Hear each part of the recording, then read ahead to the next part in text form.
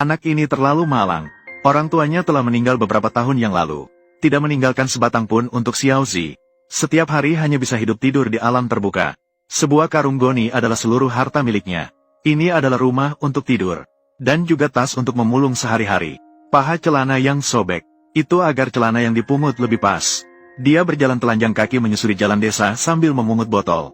Sepanjang jalan. Sejak pagi hingga sekarang dia belum pernah makan. Dia sudah sangat kelaparan. Melihat ke dalam tas, botol yang ada juga tidak banyak. Sungguh sangat sulit. Tidak ada pilihan, dia hanya bisa pergi ke warung. Dan menukarkan botol dengan uang kepada pemilik warung. Menerima uang kertas yang sangat sedikit. Dia masuk ke dalam toko. Mengambil sebungkus roti dan sebuah kotak minuman. Sebenarnya uang yang dia dapat hari ini tidak cukup. Tapi pemilik warung yang baik hati juga mengenal anak yatim ini. Mengambil uang itu, dia tidak berkata apa-apa. Xiaozi datang dan duduk di tempat duduk dari batu. Dia menghela napas dengan diam. Dia membuka karung goni dan mulai makan dengan lahap. Dia menghabiskan roti dengan minuman.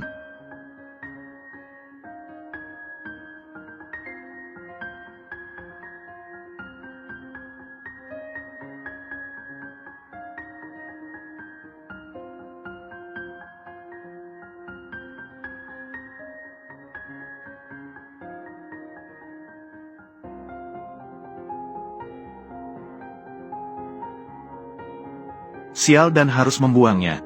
Dia berjalan di tepi jalan selama setengah hari tanpa hasil. Xiaozi berhenti di depan tebing. Dia membersihkan rumput liar di sini. Dia mengatur karung goni dan bersiap untuk istirahat sejenak. Dia sudah lapar karena hanya makan sebatang pisang saat siang. Dia mengambil satu dari karung goni dan memakannya. Dia merasa sedikit lelah dan berbaring. Mungkin jika dia tidur, dia tidak akan merasa lapar. Slingshot yang dikenakannya adalah pemberian ayahnya saat masih ada. Dia masih memakainya hingga sekarang. Waktu berlalu begitu saja. Saat ini sudah menjelang sore. Xiaozi terbangun dalam keadaan setengah sadar. Dia merapikan barang-barangnya. Dia harus mencari tempat untuk bermalam.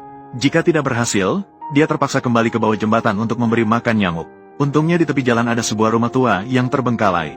Meskipun agak rusak, setidaknya ini adalah tempat untuk berlindung dari angin dan hujan.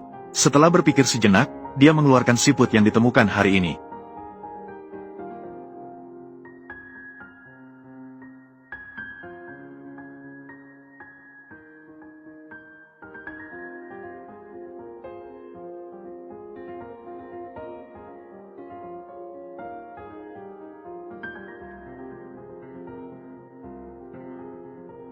Dia memutuskan untuk menyisakan beberapa untuk dimakan nanti saat lapar.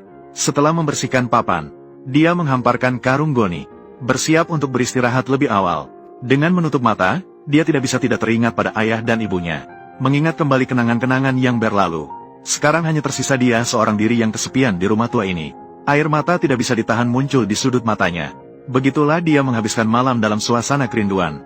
Pagi hari berikutnya, dia bangkit dari papan. Memanggul tas untuk mencari nafkah hari ini. Mungkin karena menjauh dari desa. Sepanjang perjalanan, dia tidak menemukan satupun orang gila. Dia terus berjalan semakin jauh di sepanjang jalan. Dalam keadaan lelah dan lapar, dia terpaksa berhenti di depan sebuah lubang jembatan. Suasana sejuk di dalamnya setidaknya bisa membuatnya tidak terlalu panas. Dia melihat dan mengambil batu-batu di sekitar. Dia menumpuknya di satu sisi sebagai meja. Kemudian dia keluar dari gua dan mengambil beberapa papan lebar. Papan-papan itu pas sekali untuk dijadikan tempat tidur sederhana.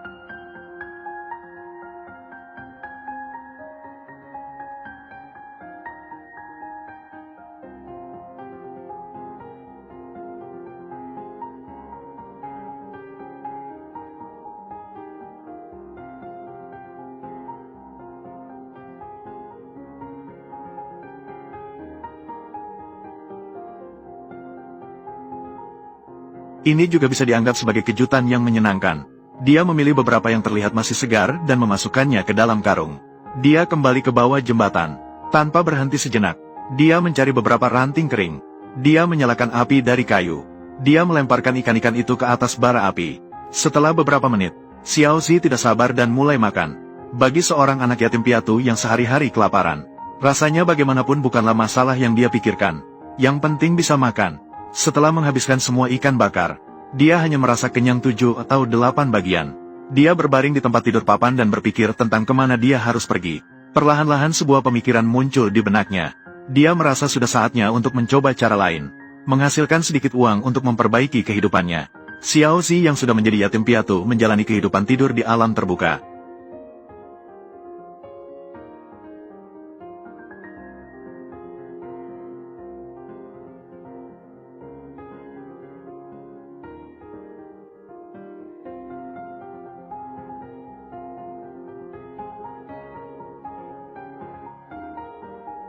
Namun, saat dia memotong, pohon itu pun roboh. Xiao Zi turun dengan batu untuk memeriksa hasil jarahannya. Seikatan pisang sebesar ini seharusnya bisa dijual dengan harga yang lumayan. Dia terus mengayunkan batu itu untuk memutuskan sambungannya. Dia mengangkat bunga pisang dan meletakkannya di samping. Ini juga bisa dimakan. Semua barang berguna dia masukkan ke dalam karung goni. Tanpa mempedulikan yang bagus atau buruk, besar atau kecil, dia bawa saja. Lagi pula semua ini adalah hasil usaha kerasnya sendiri. Saat dia berencana untuk pergi, sesuatu di tanah menarik perhatiannya. Dia segera meletakkan karungnya. Dia meraih dan menangkap kepiting itu. Wah, ternyata tidak hanya satu. Beberapa kepiting gunung tampak berpelukan dan sepertinya sedang melakukan sesuatu yang tak dapat dijelaskan. Yang di bawah tampak berwarna hijau dan sepertinya sudah mati. Dia membungkus kepiting itu dengan daun. Dia mengambil seutas tali untuk mengikatnya dengan erat. Ini juga bukan kejutan yang luar biasa. Sumber daya alam di daerah ini selalu kaya.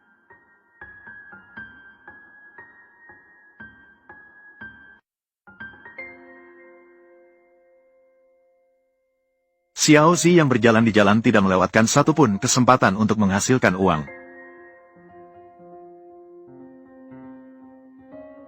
Lagi pula jika dia melihatnya, dia tidak akan melewatkannya. Mengambil semua yang bisa dijangkau. Melihat ke atas, ke pohon yang penuh dengan buah. Dia hanya bisa menatap tanpa bisa berbuat apa-apa. Mengemas kembali barang-barang yang sudah ada sebelumnya. Xiao Zi kembali ke depan restoran di desa. Di sini, orang-orang sekitar biasanya datang untuk makan. Mungkin dia juga bisa menjual beberapa barang dari hutan miliknya. Menata semua barang dagangannya dengan rapi. Pisang yang ada di dalam karungnya terguncang. Sudah menjadi penyok. Ini membuatnya merasa cemas. Tidak tahu apakah ada yang akan membeli barang-barang ini. Dia juga tidak terlalu memikirkan itu. Semoga dia tidak gagal sebelum usaha ini dimulai. Penduduk desa di sekitar melihat anak yatim piatu yang malang ini berjualan di sini. Semua orang tidak bisa menahan diri untuk membantu bisnis ini. Dia yang pendiam juga tidak pandai berbisnis. Menawarkan sesuatu yang bebas diambil. Terus menunggu sebentar. Seorang kakak yang mengenakan pakaian berpendingin turun dari motor.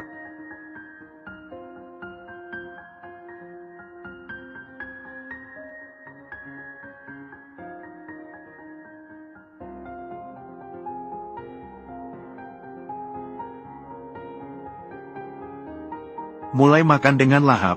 Dia yang belum makan apa-apa hari ini benar-benar sangat lapar. Dalam beberapa menit, dia sudah menghabiskan semua makanan. Bahkan tidak ada setetes sup yang tersisa. Sungguh sangat enak. Inilah makanan yang seharusnya dimakan orang. Dia membayar. Xiao Zi cepat-cepat menuju rumahnya yang reyot. Dia yang sudah kenyang hari ini, juga ingin duduk dan menikmati pemandangan jauh. Sekalian merangkum keuntungan dan kerugian hari ini. Mengatur pemikirannya untuk kehidupan di masa depan. Pagi-pagi sekali hari ini, dia pergi ke warung. Mengeluarkan uangnya yang sedikit untuk membeli 2 paket mie instan. Dia juga tidak punya panci. Dia mencari tempat di tepi jalan dan mulai mengunyah. Setelah selesai sarapan, mengemas sisa 1 karung. Dia berjalan menuju Bukit Sang.